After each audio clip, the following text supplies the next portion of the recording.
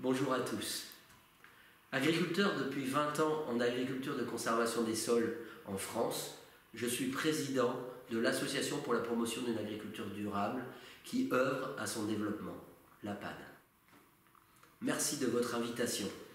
C'est l'occasion pour moi de prendre la parole au nom des agriculteurs de nos réseaux français, européens et mondiaux. Partout, les agriculteurs sont mobilisés pour le développement de l'agriculture de conservation des sols dans leur territoire. La transition agroécologique ne se décrète pas, elle se vit au quotidien dans nos fermes.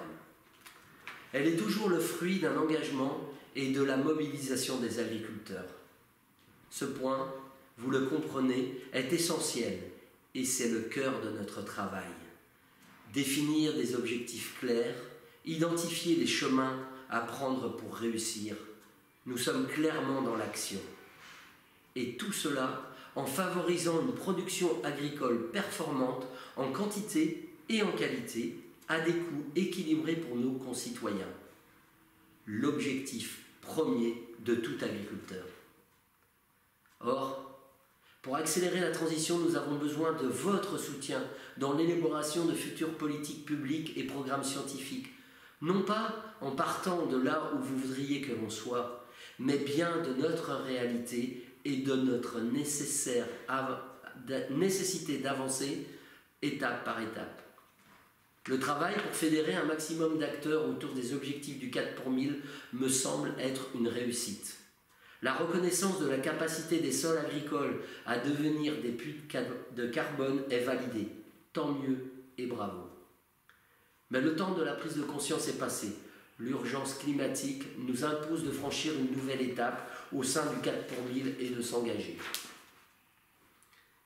Est-ce que l'on peut collectivement reconnaître que l'agriculture de conservation des sols est un système de production qui répond à nos enjeux collectifs et que l'on doit donc accompagner?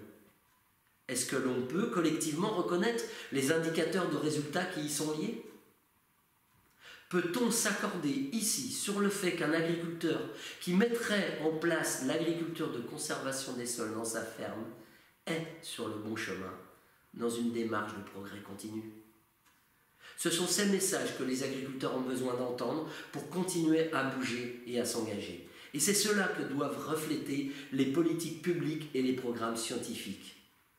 N'est-ce pas à un programme comme le 4 pour 1000 d'être le catalyseur de notre mise en mouvement en répondant positivement à ces quelques questions et en fédérant une diversité d'acteurs à nos côtés pour nous épauler? C'est notre souhait le plus cher depuis le début de notre engagement au sein du 4 pour 1000 en 2015. Bonne conférence à tous, merci.